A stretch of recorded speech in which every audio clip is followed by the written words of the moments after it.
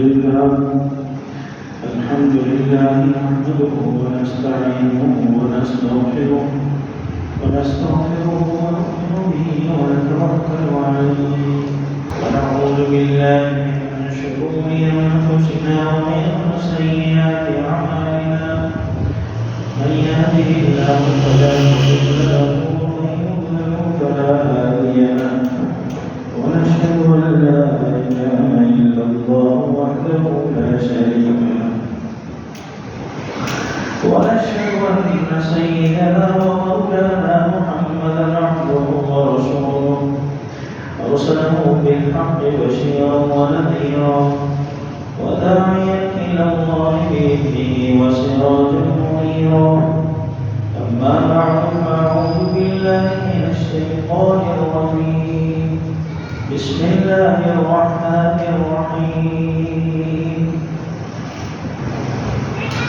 الذين يقيمون الصلاة ويؤتون الزكاة وهم بالآخرة هم يوقنون إن الذين لا يؤمنون بالآخرة زينا لهم أعمالهم فهم يعلمون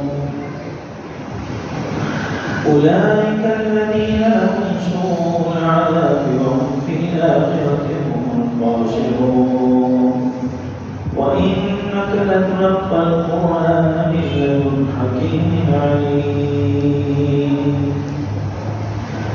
وقال رسول الله صلى الله عليه وسلم بني الإسلام على خمس شهادة أن لا إله إلا الله وأشهد أن محمدا رسول الله وإقام الصلاة وإيتاء الزكاة وصوم رمضان وحج البيت من استطاع إليه سبيلا أو كما قال عليه الصلاة والسلام آمنت بالله صدق الله العظيم وصدق رسوله النبي الكريم ونحن على ذلك من الشاهدين والشاكرين والحمد لله رب العالمين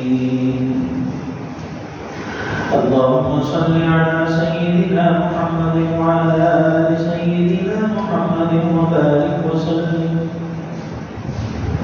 اللهم صل على سيدنا محمد وعلى آل سيدنا محمد وبارك وسلم اللهم صل على سيدنا محمد وعلى آل سيدنا محمد وبارك وسلم ارشاد باری تعالی ہے وہ لوگ جو نماز ادا کرتے ہیں اور زکوٰۃ دیتے ہیں اور آخرت پر یقین رکھتے ہیں اور ان کے مقابلے میں وہ لوگ جو آخرت پر ایمان نہیں رکھتے ہم نے ان کے عمل ان کو اچھے کر کے دکھائے ہیں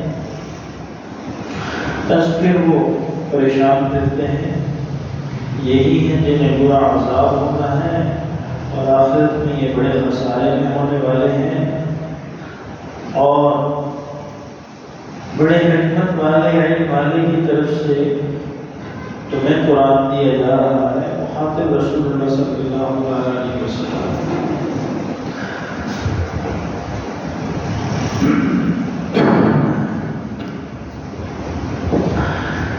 عید الاضحیٰ کے مبارک دن ایام تشریق کے گزر چکے ہیں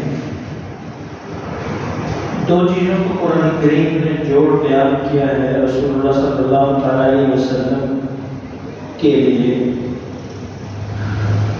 ایک سے میں اور آپ گزر چکے ہیں اور دوسرے پر آج گفتگو کا ارادہ ہے قربانی کے دن گزرے ہیں اللہ تعالیٰ سب قربانی کرنے والوں کی قربانی کو قبول فرمائے لیکن قربانی سے پہلے ایک زیادہ اہم اور ضروری فرض چیز ہے جو نماز ہے جیسے اللہ تعالیٰ نے فرمایا فصلی ربک، آپ اپنے رب کے لیے نماز پڑھیں، وانحر، اور قربانی کریں۔ تو نماز کا ذکر پہلے ہے، قربانی کا ذکر بعد ہے۔ اسی لیے ہمارے امام صاحب کے نزدیک قربانی واجب ہے، بعض ائمہ کے نزدیک قربانی سنت ہے، لیکن قربانی سے پہلے نماز کا حکم ہے۔ اس پر انشاءاللہ کچھ گزارشات پیش خدمت کرنے کی کوشش کی جائے گی کہ نماز کا تذکرہ قرآن کریم نے جا بجا کیا ہے۔ قرآن کریم کو اللہ نے شروع فرمایا سورہ بقرہ سے، وہاں بھی یہی فرمایا الذین یقیمون الصلاۃ، وہ لوگ جب نماز پڑھتے ہیں۔ اور حدیث مبارکہ میں جیسے رسول اللہ صلی اللہ علیہ وسلم نے فرمایا کہ اسلام کی جو بنیاد ہے، عمارت تو نہیں لیکن بنیاد، وہ 5 چیزیں ہیں، اور 5 چیزوں میں نماز ایک اہم بنیاد ہے۔ عمارت اسلام کی اس پر، اور پھر اس کے ستون، اس کی خوبصورتی، وہ دیگر اعمال و افعال ہیں، لیکن جو بنیاد ہے وہ بنیادوں کے اندر جو چیزیں ہیں اسلام کی، وہ نماز ہے۔ تو اگر کسی عمارت، اس عمارت کی بنیاد نہ ہو تو عمارت بھی نہیں ہوگی، اور بنیاد نہیں ہوگی تو عمارت ڈھہ بھی جائیں گے، گر بھی جائیں گے۔ نماز ایسی ضروری چیز ہے کہ کئی چیزیں نماز میں ایسی ہیں کہ نماز پڑھنے والا اگر ان کو نہیں کرے گا تو اس کی نماز نہیں ہوگی۔ کئی چیزیں ایسی ہیں کہ جو نمازی نہیں پڑھے گا تو نہیں کرے گا تو اس کی نماز نہیں ہوگی۔ بہت ضروری ہے نماز نمازی کے لیے۔ اور قربانی کے دنوں میں بھی آپ دیکھتے ہیں، میں نے عرض بھی کیا تھا عید کے دن اجتماع سے کہ رسول اللہ صلی اللہ علیہ وسلم کا طریقہ بھی قربانی کے دن یہی تھا کہ حضور تشریف لاتے فجر کے لیے، صحابہ بھی ہوتے، اور اول وقت میں عید کی نماز ادا کی جاتی ہے۔ خاص طور پر عید الاضحیٰ کی نماز تو بہت اول وقت میں ہوتی ہے تاکہ قربانی جیسے فریضے کو سر انجام دیا جائے۔ اور میں نے یہ عرض کیا کہ آج کی سعودی عرب سمیت دیگر عرب ممالک میں بھی، عمان میں، کویت میں، اردن میں، اور خاص طور پر سعودی عرب کا نام اس لیے بھی بڑا ہے کہ وہ سب عرب ملکوں میں اس کی حیثیت بڑی،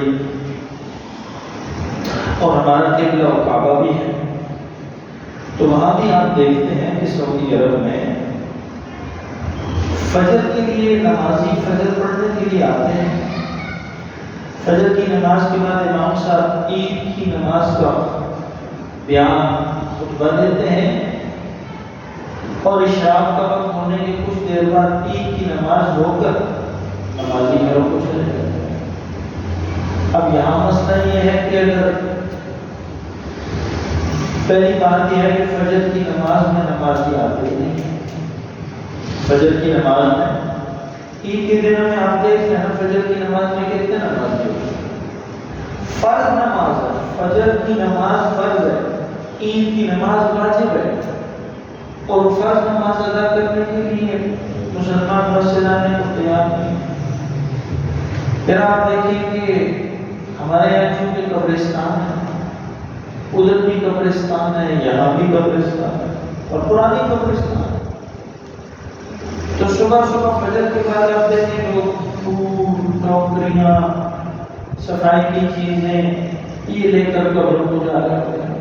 تو میں نے عرض کیا کہ قبر پر جانے سے ہمیں کوئی مسئلہ نہیں ہے، شرط بھی کوئی پابندی نہیں، مت جا سکتے ہیں، عورتوں کا مسئلہ ہے لیکن مت جا سکتے ہیں، جس وقت چاہے اپنے پیاروں کی قبر پر جائیں، دل کرتا ہے پھول ڈالنے کا تو پھول ڈالیں، صفائی کرنے کا کرتا ہے تو صفائی کریں، خیال کرنے کا کرتا ہے تو خیال کریں، اس پر ہمیں کوئی مسئلہ نہیں.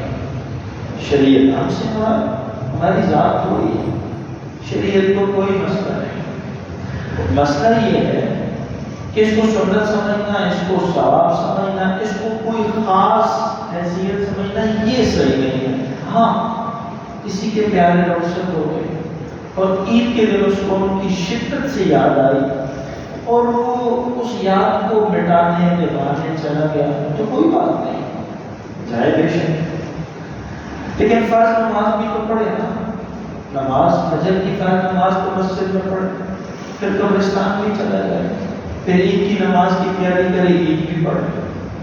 تو بات کرنے کا مقصد یہ ہے اہمیت بتانا کہ فجر کی نماز فرض ہے. اور حضور کریم علیہ السلام فرما رہے ہیں کہ فجر دو نمازیں ایسی ہیں کہ وہ پکے مومن پر تو بھاری نہیں ہوتی، اس کو اللہ تعالیٰ کھڑا کر دیتے ہیں فجر میں، لیکن جو ڈگمگاتا ہوا مومن ہوگا، مسلمان ہوگا، مومن تو نہیں مسلمان، اور مسلمان بھی اس درجے کا کہ منافقوں کی فہرست میں شامل ہونے والا ہو، اس پر فجر اور عشاء بھاری ہوگی. سردیوں میں کہے گا سردی زیادہ ہے تو بستر نہیں چھوڑتا، اور گرمیوں میں کہے گا گرمی زیادہ ہے تو نیند پوری نہیں ہوتی. سردیوں کی لمبی رات ہے تب بھی فجر میں نہیں آ سکتا، بستر نہیں چھوڑتا، سردی بہت ہے. گرمیوں میں کہے گا کہ جی گرمی اتنی ہے کہ وہ نیند ہی پوری نہیں ہوتی تو میں فجر کیسے پڑھوں. اور یہ واجب عید الاضحیٰ کی نماز پڑھنے، عید الفطر کی آیا ہے تو کیا کس ضمیر سے کہ واجب نماز پڑھنا، فجر نہیں پڑھنا، مسجد میں پڑھے. بنیادی طور پر عرض کرنے کا مقصد یہ ہے کہ فرض نماز کی اہمیت میری اور آپ کی سوچ سے بھی زیادہ ہے، ہر درجہ اہمیت. حضرت عمر رضی اللہ تعالیٰ عنہ خنجر لگے ہیں مسجد میں امامت کے دوران، پیٹ کٹا ہوا ہے، شہد پلایا طبیبوں نے تو وہ آنکھوں سے باہر آ گیا، اور حکماء نے اور اہل خانہ نے اور صحابہ نے مشورہ کر لیا کہ حضرت کے بچنے کا امکان نہیں ہے، پورا پیٹ ہی کٹا ہوا. اس حالت میں بھی حضرت عمر رضی اللہ عنہ کو اپنی نماز کی فکر، اس حالت میں کہ میری نماز.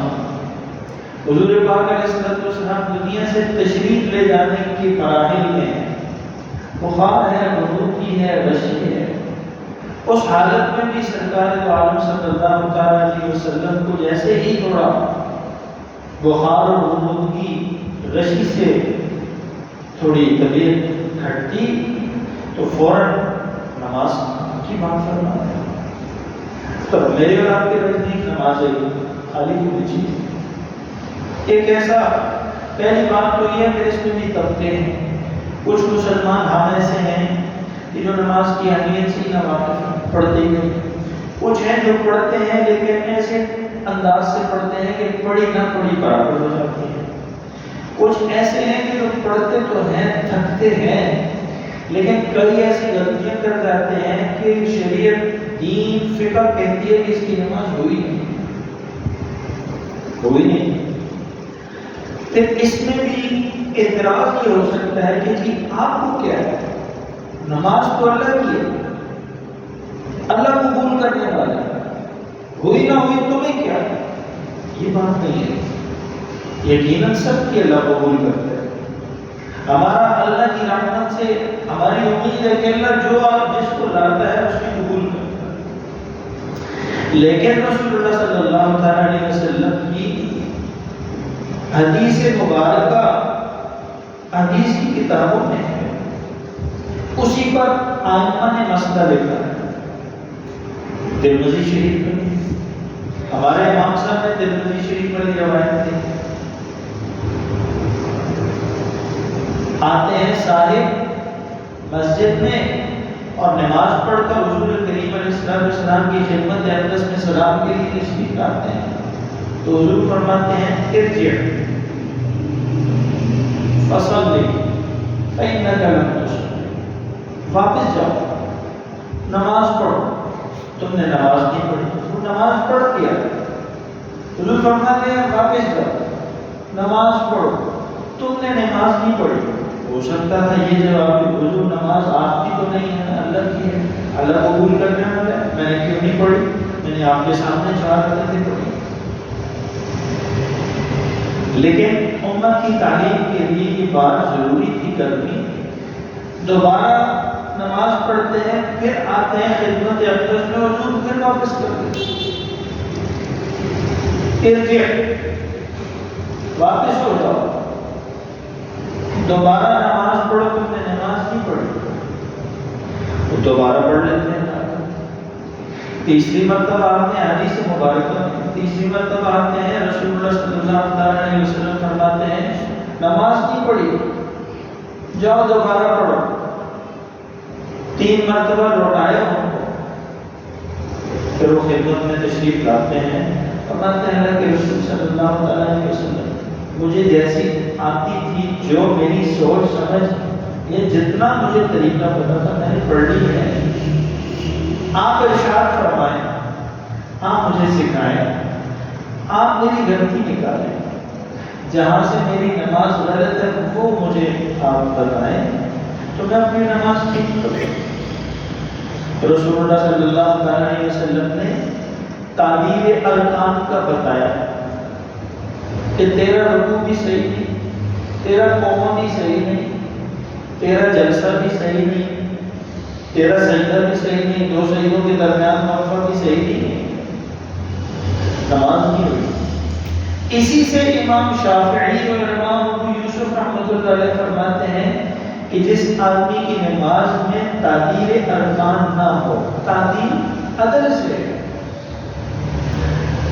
اور آسان کرے, تو ہر رکن کو انصاف کے ساتھ جو اس کا طریقہ بتایا گیا ہے ادا کرنے کا, رکوع ایسا ہو, سجدہ ایسا ہو, قوم ایسا ہو, جلسہ ایسا ہو.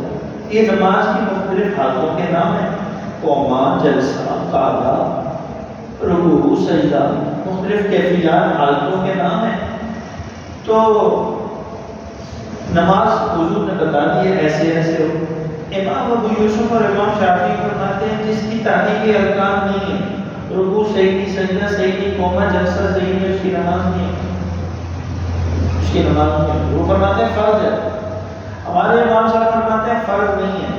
دعا نے امام ابو حنیفہ رحمۃ اللہ علیہ, امام ابو حنیفہ رحمۃ اللہ علیہ نے بچا لیا.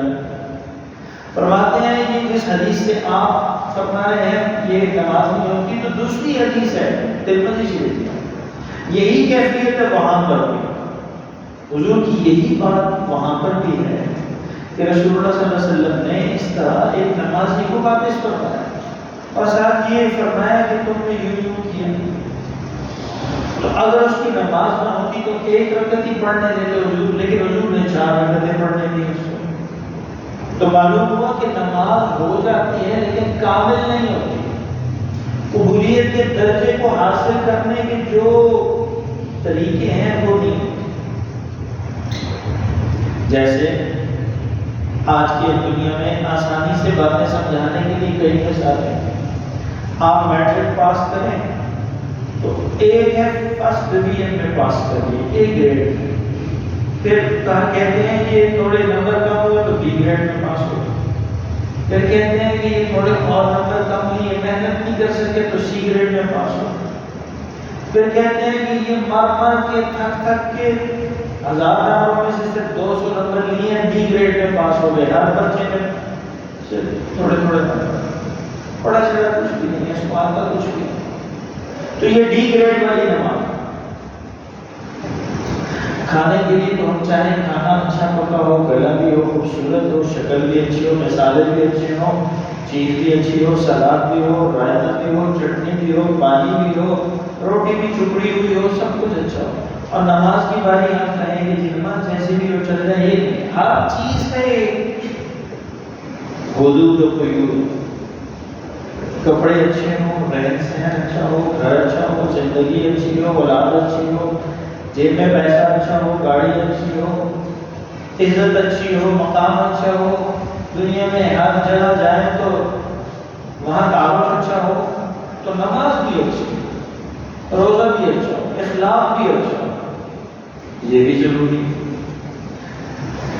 تو بس کرنے کا مقصد یہ ہے کہ کئی ایسی غلطیاں ہیں کہ جن کی وجہ سے نمازی نماز پڑھ رہا ہے لیکن اس کی نماز قبول نہیں ہو رہی، ان سے بچے آتے ہیں۔ ایک تو وہ ہے جو بستروں پر رہنا آتے ہی نہیں ہے مسجد، اللہ ان کو بھی آنے کی توفیق عطا فرمائے۔ سب کو اللہ تعالیٰ نماز باجماعت کی پابندی کی توفیق عطا فرمائے۔ قرآن کریم نے کہا بڑی اچھی بات اللہ نے ذہن میں ڈال دی، قرآن پاک نے کہا وما خلقت الجن والانس الا لیعبدون، ہم نے مخلوق کو، یہ جو دو بڑی مخلوقات ہیں جن و انس کو پیدا کیا ہے صرف عبادت کے لیے۔ جن و انس پیدا ہوئے ہیں کس کے لیے؟ عبادت کے لیے۔ قرآن کریم کیا ہے؟ خلقت الجن وما خلقت الجن والانس الا لیعبدون، جن و انس پیدا ہوئے مقصد کیا تھا؟ عبادت کریں۔ اور قرآن کریم نے دوسری جگہ کیا فرمایا؟ الا، ہوشیار، خبردار، سنو، توجہ دو، ذرا کان لگا کے سنو، یہ بہت اہم بات ہے، اس بات کو غور سے سنو، اس بات کو دل کے کانوں سے سنو۔ اللہ خبردار، ہوشیار، وہ بات سنو اور توجہ دو۔ بذکر اللہ تطمئن القلوب، دلوں کا جو چین، سکون، راحت، خوشی ہے نا، وہ صرف اللہ کی یاد ہے۔ تو ذہن میں بات اللہ تعالیٰ نے کیا ڈال دی؟ علماء نے لکھا ہے انسان عبادت کرتے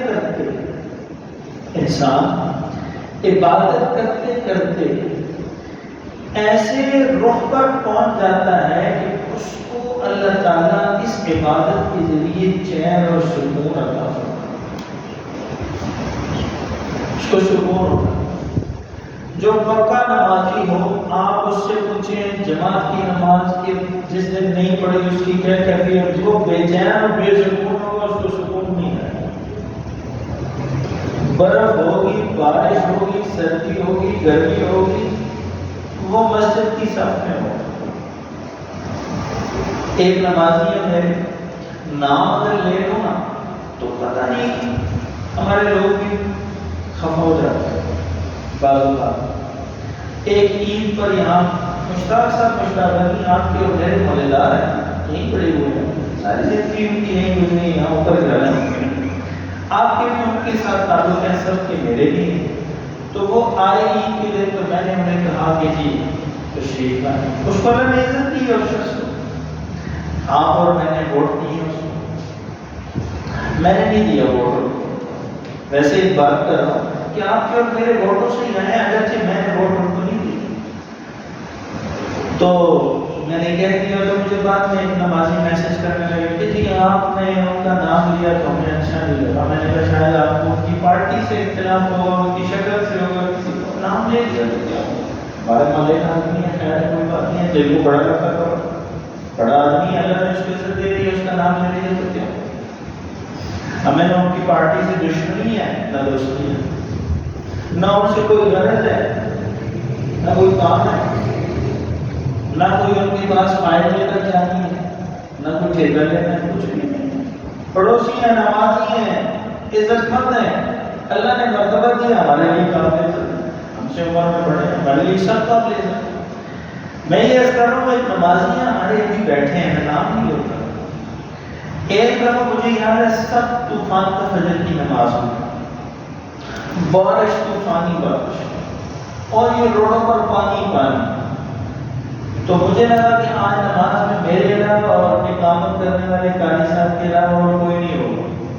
میں دیکھتا ہوں وہ نمازی ہمارے پہنچے ہوئے ہیں، بڑی عمر کے ایسے بہتریش ہیں، میں نے کہا دیکھو سبحان اللہ، جس کو اللہ لے کر آئے، جس کو اللہ لائے مسجد میں، وہ بارش برف میں بھی اس کو لے کر آ جاتا ہے۔ یہ تو اللہ تعالیٰ کی کرم نمازی ہے، خوش قسمت آدمی ہے۔ اللہ اسپتال بھی لے کر جا سکتا ہے صبح صبح، اللہ کھانے میں بھی لے کر جا سکتا ہے، اللہ جیل بھی پہنچا سکتا ہے، اللہ حفاظت فرمائے، اللہ اسپتال، کھانے، جیل سے بچا کے مسجد میں آئے تو اس پر اللہ تعالیٰ کا شکر ادا کرنا چاہیے، شکر الحمدللہ۔ تو میں یہ عرض کر رہا ہوں کہ کئی ہم تو ایسے ہیں کہ جو نماز کو آتی نہیں، تو سب کو اللہ آنے کی توفیق عطا فرمائے۔ جو آتے ہیں ہمیں چاہیے کہ ہم اپنی نمازوں کو درست کر کے پڑھیں، صحیح کر کے۔ جو چیز فرض ہوتی ہے، شریعت کا اصول اور قاعدہ ہے، اس کا سیکھنا بھی فرض ہے۔ جو چیز واجب ہوتی ہے اس کا سیکھنا بھی واجب ہے۔ جو چیز سنت ہوتی ہے اس کا سیکھنا بھی سنت ہے۔ نماز فرض ہے تو نماز کا علم، نماز کو سیکھنا کیسے پڑھتے ہیں یہ بھی فرض ہے۔ اور فرض کیا ہے؟ فرض یہ فرض ہے، فرض پوچھو گی اس کی۔ اور کئی دفعہ میں نے عرض کیا، جھوٹ، سود، شراب، بدکاری، زیادتی، رشوت، کتنی چیزیں ہیں، کتنے بڑے بڑے گناہ ہیں۔ ان سب گناہوں کی سزا قبر میں نہیں ہے۔ قبر میں جب آپ جاتے ہیں تو قبر سے ان کی سزا نہیں شروع ہوتی، آگے جاتے ہیں ان کی فائل آگے کھلتی ہے۔ نماز ایسی حساس چیز ہے کہ اس کی گڑبڑ ہوگی تو قبر سے ان پٹائی شروع ہو جاتی ہے، ڈنڈے شروع ہو جاتے ہیں۔ اتنی یعنی فکر والی بات ہے۔ میں یہ تو نہیں کہوں کہ نماز خطرناک چیز ہے، نماز برکت والی چیز ہے، اچھی چیز ہے، لیکن نماز اتنی اہم چیز ہے، اتنی ضروری چیز ہے کہ اگر اس میں گڑبڑ ہوگی تو قبر سے پٹائی شروع ہو جاتی ہے نماز کی وجہ سے۔ اس لیے نماز کو انسان کوشش کرے کہ ٹھیک کر کے پڑھے، سیکھ کے پڑھے، درست کر کے پڑھے۔ میں نے عرض کیا، قرآن کریم نے کہا فَصَلِّ لِرَبِّكَ، آپ نماز پڑھیں اپنے رب کے لیے، وَانْحَرْ، اور قربانی کریں۔ قربانی دوسرے نمبر پر حضور پاک علیہ السلام کو اللہ فرمایا، تو میں نے آپ نے قربانی کر دی۔ اگرچہ اللہ سب کی قربانی قبول کرے، اگرچہ قربانی کے مسائل کی ہمیں پتہ نہیں ہوتا، پوچھتے بھی نہیں، چل سوچو تو اب ہم کتنے مسئلے بیان کریں مختصر وقت میں۔ تو کوشش کرے انسان کی قربانی کا مسئلے سیکھے، پوچھے، اور اس کو پتہ ہو۔ اس طرح تو رہ گیا بیان کرنا، لیکن میں نے عرض کرتا رہتا ہوں کہ قربانی کے جانور کو لوگ قبلہ رخ لٹانا ضروری سمجھتے ہیں۔ بعض اوقات وہ گرا ہوتا ہے تو اس کو دو سے یا کھینچ کے اس کی کھال کو اور پتہ نہیں کیا اس پر ظلم کر کے اس کو قبلے کی طرف کر رہے ہوتے ہیں۔ قبلے کی طرف ہوگا تو قربانی ہوگی، ایسی کوئی بات نہیں، جدھر بھی ہوگا قربانی ہو جائے۔ یا تو آپ گراؤ اس طریقے سے اس کو کہ وہ قبلہ رخ گر جائے، اور اگر کوئی ایسی تکڑی چیز اللہ تعالیٰ نے آپ کو قربانی کی عطا فرمائی جس کو مرضی سے آپ گرا نہیں سکتے، جانور کو مرضی سے گرانا بھی تو اتنا آسان نہیں ہے، تو جس رخ پر گر گیا ہے وہیں اس پر چھری کھینچ لو۔ جانور کو تکلیف دینا ناجائز ہے، یہ قربانی کا جانور، یہ اللہ کے نام کا جانور ہے، ویسے کسی جانور کو بھی تکلیف دینا حرام ناجائز ہے۔ پھر چھری پر ہاتھ رکھنا بھی ضروری سمجھا جاتا ہے، میری قربانی ہے تو قصاب کر رہا ہے تو اب میرا ہاتھ چھری پر ہو، کہتے ہیں آؤ جی استاد جی چھری کے ہاتھ رکھے، پھر وہ کھینچتا ہے، اس کی بھی کوئی اثر نہیں۔ آپ خود کھینچ سکتے ہیں، خود کھینچ لیں، اس کو کہہ دیا قصاب کو آپ نے تو وہ کھینچ لیں، عادت بھی پڑے، آپ بھی پڑھ لیں، اس کو بھی کہیں منہ میں کوئی چیز نسوار یا کوئی گٹکا یا آبا یا کوئی چیز ڈالی ہے اس کو پھینکو، بلند آواز سے تکبیر کہو، ان صلاتی و نسکی و محیای و مماتی للہ رب العالمین، بسم اللہ اللہ اکبر۔ تو مسئلے چھوٹی چھوٹی باتوں کا پتہ ہونا بھی ضروری ہے اگر آپ چاہتے ہیں کہ ہم دین پر پوری طرح چلیں۔ تو نماز کا مسئلہ بھی میں نے عرض کیا، رسول اللہ صلی اللہ علیہ وسلم نے فرمایا کہ نماز اگر وہ ہے جس میں اونچا نہیں پڑھا جاتا،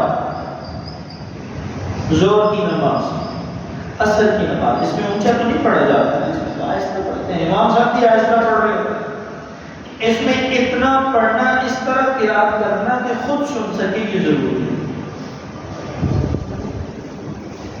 اگر خود بھی نہیں سن سکتا، ہونٹ بند ہے، اور پڑھ رہے ہیں تو فقہاء نے لکھا ہے نماز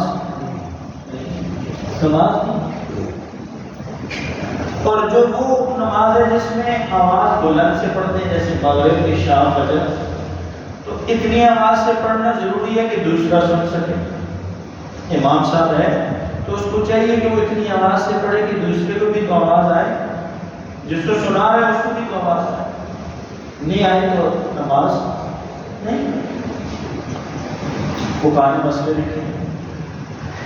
اسی طرح قرآن کریم کی تلاوت کر رہے ہیں، مسئلہ لکھا ہے علماء نے، قرآن کریم کی تلاوت کر رہے ہیں لیکن ریڈنگ کر رہے ہیں۔ ریڈنگ کس کو کہتے ہیں؟ جس طرح نیوز پیپر اخبار کی ریڈنگ کرتے ہیں، ایسے دیکھ رہے ہیں ایک صفحے دوسری تیسری، ہونٹ تو نہیں ہلتے نا، اخبار کے پڑھتے ہوئے ہونٹ نہیں ہلتے، اخبار کے پڑھتے ہوئے ہونٹ نہیں ہلتے نا، تو قرآن کریم پڑھتے ہوئے بھی ہونٹ نہ ہلائیں۔ تو علماء نے لکھا ہے جس کو قرآن کریم کی تلاوت کا ثواب اللہ نے یہ جو دیے ہیں ہونٹ، تو یہ قرآن کریم پڑھنے کے لیے دیے ہیں، ہونٹ ہلنے چاہیے، تھوڑی بہت آواز ہلکی پھلکی جتنی پڑھ سکتا ہے، جتنی مناسب آواز ہے۔ کوئی سویا ہوا ہے تو اس کو جگانا نہیں ہے، اس کو تکلیف نہیں دینی، کوئی نماز پڑھ رہا ہے تو اس کو ڈسٹرب نہیں کرنا، لیکن قرآن کریم پڑھ رہا ہے تو ہونٹ ہلیں، تلاوت کر رہا ہے تو ہونٹ ہلیں، ہونٹ نہیں ہلیں گے تو قرآن کریم کی تلاوت کا اجر نہیں ہوگا۔ یہ اخبار نہیں ہے، یہ قرآن کریم ہے، اس کو پڑھنے کا اجر ہے، پڑھا جائے، ریڈنگ سے نہیں ہوگا، صرف خاموشی سے ریڈنگ کر رہے ہیں تو نماز کا بھی ایسا۔ اسی طرح یہ بڑا ضروری ہے، میں نے پہلے بھی ایک دفعہ عرض کیا، یہ دوسری دفعہ عرض کیا کہ ہم اور آپ گھر میں جا کے اپنی ماں، بہن، بیٹی، بہو، بیوی سے پوچھیں، سنیں کہ دعائے قنوت تمہیں آتی ہے نہیں آتی، نماز کا سبق پورا آتا ہے نہیں آتا، صورتیں کتنی آتی ہیں کتنی نہیں آتی۔ جنازے کے سبق کو ہم اپنے بچوں سے سنیں۔ مسلمان کو ایسا ہو کہ اس کو اگر نماز پڑھانی پڑ جائے تو وہ پڑھا بھی سکے، جنازہ پڑھانا پڑ جائے تو وہ پڑھا بھی سکے، پڑھ تو سکے پڑھا بھی سکے۔ پوری زندگی قل هو اللہ احد پر اللہ اکبر، قل هو اللہ احد، پھر اللہ اکبر، پھر قل هو اللہ احد، تو قرآن کریم کی 10 سورتیں تو کم از کم یاد کر لیں۔ یہ بھی کام ہے نا، اور دنیا کے جو کام ہے تو یہ بھی کام ہے۔ دعائے قنوت ہی نہیں آتی بیچاروں، 40-50 سال عمر ہو گئی نہیں آتی۔ خیر اس میں کوئی گالی کی بات نہیں ہے، کوئی برائی کی بات نہیں ہے، کوئی شرمندگی کی بات نہیں ہے۔ میری 50 سال عمر ہو گئی، مجھے ڈرائیونگ نہیں آتی، کوئی بری بات نہیں، میں نے سیکھی نہیں ہے، تو ابھی میں نے ڈرائیونگ اگر کرنی ہے تو سیکھ لوں گا۔ میں نے 40 سال ہوئے، نماز میں میری کمی رہ گئی، مجھے نہیں آتا سبق، تو کوئی بات نہیں ہے، کوئی شرمندگی نہیں ہے، ابھی میں سیکھ لوں سبق، قرآن کریم پڑھ لوں، دعائے قنوت پڑھ لوں۔ کلمہ کئی لوگوں کا کلمہ آپ دیکھیں گے غلط ہو، لا الہ الا اللہ محمد رسول اللہ، جس پر ساری بنیاد ہے، جس کو ہلکا سمجھا ہوتا ہے زندگی میں، وہ ایک موقع آتا ہے جب خطیب حضرات نکاح پڑھاتے وقت کلمے پہلے ہوتا تھا، کلمے سنتے تھے، اس کے پیچھے لاجک کیا ہے؟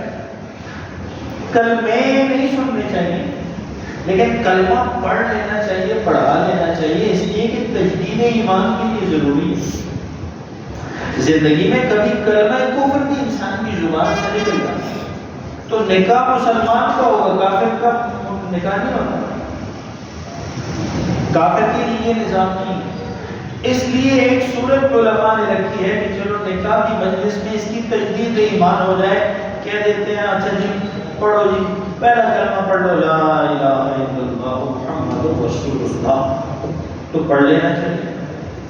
کتنا اثر ہے اس میں، کیسی زبردست چیز ہے، چھوٹا سا کلمہ لا الہ الا اللہ محمد رسول اللہ، طاقت کتنی ہے، سارے زمین اور آسمان اور کائنات ایک پڑھ لیں اور یہ آدھی لائن کا کلمہ ایک پڑھنے میں تو اللہ تعالیٰ اس کو جھکا دیتا ہے، زندگی کی ساری غلطیوں کو یہ صاف کر دیتا ہے۔ تو بنیادی طور پر جو بات عرض کرنی ہے آج کے موضوع کے حوالے سے کہ قربانی کے دن گزرے ہیں، قربانی واجب ہے، اور قربانی کا ذکر دوسرے نمبر پر ہے قرآن کریم میں، فَصَلِّ لِرَبِّكَ وَانْحَرْ، پہلے نماز ہے۔ تو عید بھی گزر گئی، قربانیاں بھی ہو گئی، نماز متوجہ ہے میری اور آپ کی طرف۔ فجر میں آپ دیکھ لیں مسجدوں میں کتنے نمازی ہیں۔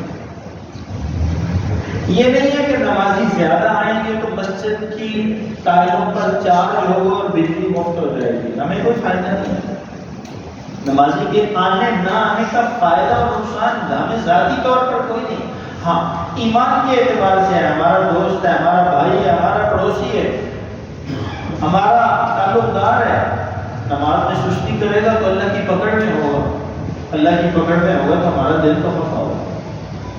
تو نماز کے معاملے میں، فرض نماز کے معاملے میں ہم احتیاط ایسی رکھیں کہ فرض نماز میں کوئی وہ کام نہ کریں کہ جس سے نماز ختم ہو جاتی ہے۔ رکوع کیا، رکوع میں جھکنا اس طرح کہ کمر سیدھی رہے، یہ ضروری ہے۔ رسول اللہ صلی اللہ علیہ وسلم نے جن صاحب کو بھیجا فرمایا جاؤ، 3 مرتبہ واپس کیا، فرمایا ارجع فصلی فإنک لم تصلی، جاؤ نماز پڑھ کے آؤ، تم نے نماز نہیں پڑھی۔ انہوں نے 3 مرتبہ نماز پڑھی، حضور نے واپس کر دیا۔ صحابہ فرماتے ہیں کہ نہ ان کا رکوع صحیح تھا، نہ ان کا سجدہ صحیح تھا، نہ ان کا رکوع کے بعد کھڑا ہونا صحیح تھا، نہ 2 سجدوں کے درمیان بیٹھنا صحیح تھا۔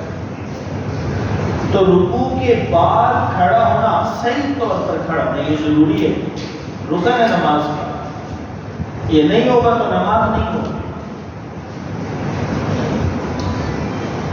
امام شافعی اور امام یوسف فرماتے ہیں نماز سرے سے ہوگی نہیں۔ ہمارے امام صاحب فرماتے ہیں بچت کرتے ہوئے اگر یہ انجانے میں اس سے ہو گئی غلطی، سجدہ صاحب کرے تو یہ واجب ہے، تو یہ اس کی نماز ہو جائے گی، جان بوجھ کے کر رہے تو پھر اس کی بھی نہیں ہوگی۔ تو جیسے ہی سمع اللہ لمن حمدہ کہیں تو ربنا لک الحمد تسلی سے کہیں، یا دعا پڑھ لیں ربنا لک الحمد حمدا کثیرا طیبا مبارکا فیہ، مشروط دعا پڑھ لیں۔ 2 سجدے کیے، دونوں سجدوں کے درمیان بھی دعا سکھائی رسول اللہ صلی اللہ علیہ وسلم، دونوں سجدوں کے درمیان حضور دعا پڑھا کرتے تھے، 2 سجدے کرتے، ایک سجدہ کر کے حضور تشریف فرما ہوتے جب تو وقار کے ساتھ بیٹھتے، حوصلے کے ساتھ، متانت اور سنجیدگی اور وقار کے ساتھ، اور دعا پڑھتے۔ آپ دعا دیکھ لیں کتنی زبردست دعا حضور پاک علیہ السلام پڑھتے تھے۔ اللہ تعالیٰ مجھے اور آپ کو کہے سننے کا یقین بھی نصیب فرمائے، عمل کی بھی توفیق فرمائے۔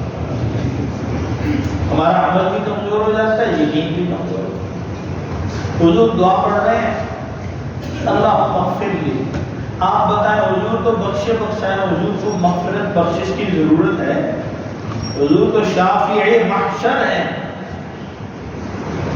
اور گناہگاروں کے سفارشی ہیں حضور صلی اللہ علیہ وسلم، لیکن حضور دعا فرما رہے ہیں، 2 سجدے کے درمیان حضور تشریف فرما ہوئے، فرمایا اللہ مغفر لی، یا اللہ میری مغفرت فرما، اللہ مجھے معاف فرما۔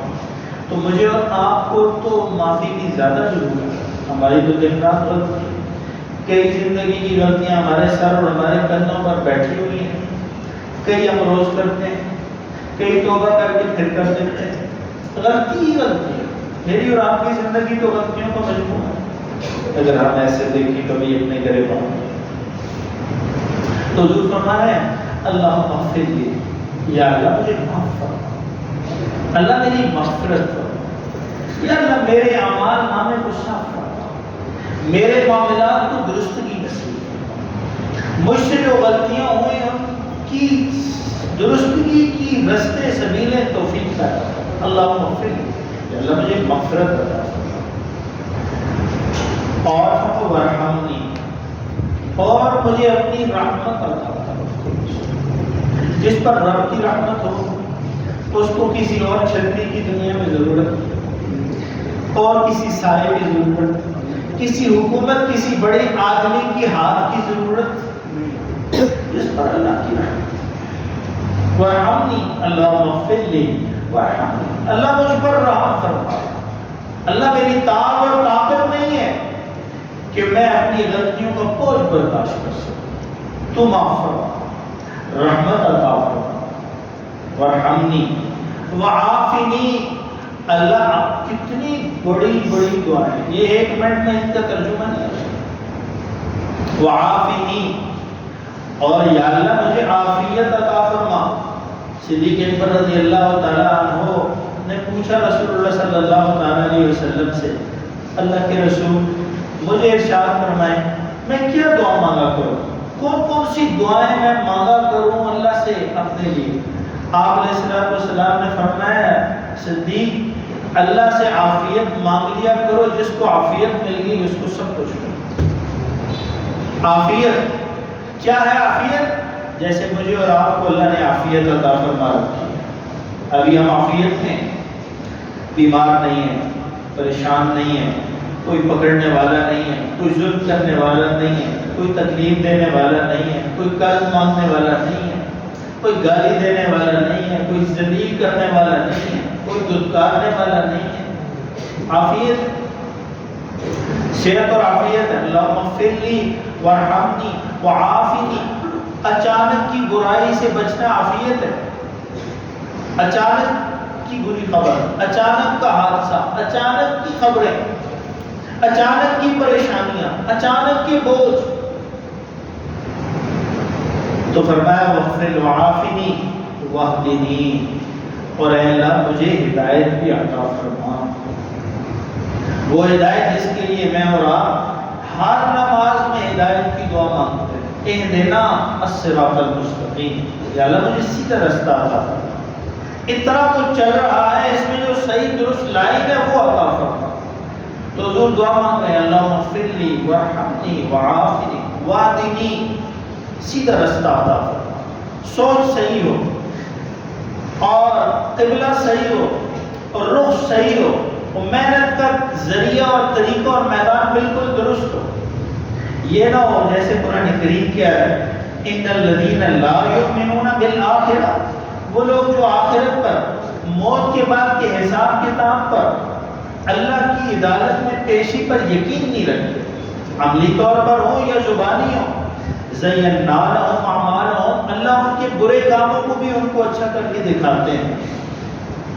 کام برے کر رہے ہیں، رشوت لے رہے ہیں، گندا مال گھر کو لا رہے ہیں، اور کوئی اللہ کی طرف سے پکڑ کا سامان نہیں ہے، تو کیا کہتے ہیں ھذا من فضل ربی، بہت اللہ کی کرم ہے، حالانکہ ان کو پتہ ہے میں غلط مال گھر میں لا رہا ہوں، میں رشوت کا پیسہ لاتا ہوں، لیکن ابھی پکڑ نہیں ہے، تو کیا کہہ رہے ہیں بہت اللہ کی کرم۔ یقیناً اللہ کی کرم ہے، لیکن اللہ کے سامنے اتنی دلیری، برے کام کو، اپنے برے کام کو بھی اچھا کر کے، پتہ ہی نہیں ہے کہ میں کیا کر رہا ہوں، قومیاں معمول سرگرداں ملتے ہیں۔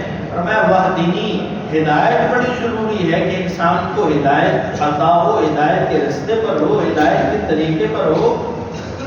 اور میری اور آپ کی جو آج کی زندگی کی سب سے بڑی پریشانی، اگرچہ ہمارے صوفیہ مشائخ فرماتے ہیں کہ روٹی اتنا بڑا مسئلہ انسانیت کے لیے کبھی نہیں رہا جتنا آج کے دور میں، روٹی اتنا بڑا مسئلہ انسانیت کے لیے کبھی نہیں رہا جتنا آج ہے۔ ہر شخص سرگرداں، فکر مند، پریشان ہے روٹی کے، ساری محنت کا رخ روٹی، اور وہ بھی اپنے اختیار میں نہیں ہے۔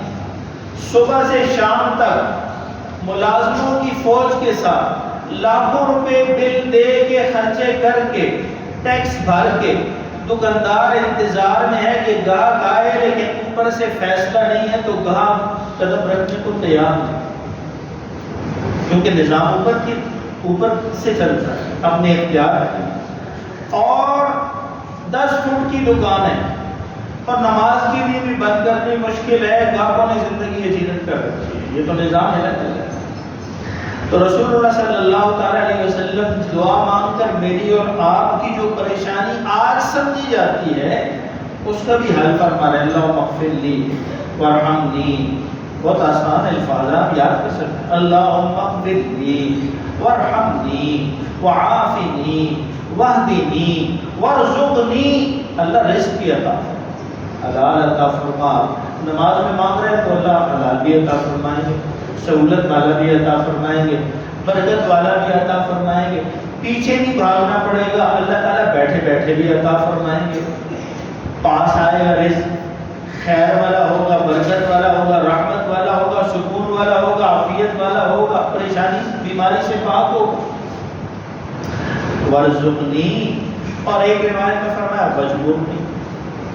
تو مجھے اور آپ کو اللہ تعالیٰ، میں نے یہ عرض کیا گفتگو دیر سے تشریف لانے والے حضرات کے لیے کہ قربانی کا عمل تو میں اور آپ سر انجام دے چکے، لیکن قرآن کریم کہتا ہے کہ قربانی سے پہلے نماز ہے، اور فرض نماز کی ہر درجہ اہمیت، اور پھر ہمارے مخاطب چونکہ وہ حضرات ہیں جن کو اللہ نے مسجد آنے نماز پڑھنے کی توفیق عطا فرمائی، تو نمازی کی نماز میں وہ غلطیاں نہ ہو جن سے اس کا آنا رائے گاہ جائے اور اس کی نماز بھی قبول نہ ہو، ایسی غلطی نہ ہو۔ نماز سیکھی ہو، نماز کا پتہ ہو، نماز کے ارکان سے ہی ہو، سبق سے ہی ہو، تجوید سے ہی ہو، رکن سے ہی ہو، اٹھنا بیٹھنا سے ہی ہو، پتہ ہو اس کو کہ میں کیا پڑھ رہا ہوں، کیا مانگ رہا ہوں، کیا کہہ رہا ہوں۔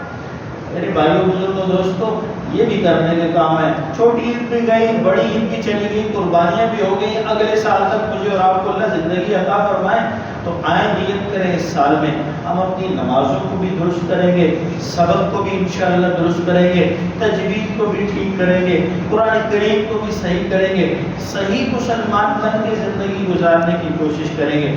وہ مسلمان جو ملک کے قانون کے مطابق بھی چلتا ہو اور رب کے قانون کے مطابق بھی چلتا ہو، اپنے ضمیر کی عدالت کے مطابق بھی جواب دہ ہو اور رب کی عدالت میں بھی صحیح سوال و جواب کے ساتھ پیش ہونے کا نیت اور ارادہ رکھتا ہو۔ مجھے اور آپ کو اللہ تعالیٰ کہے سننے سے زیادہ عمل کی توفیق عطا فرمائے۔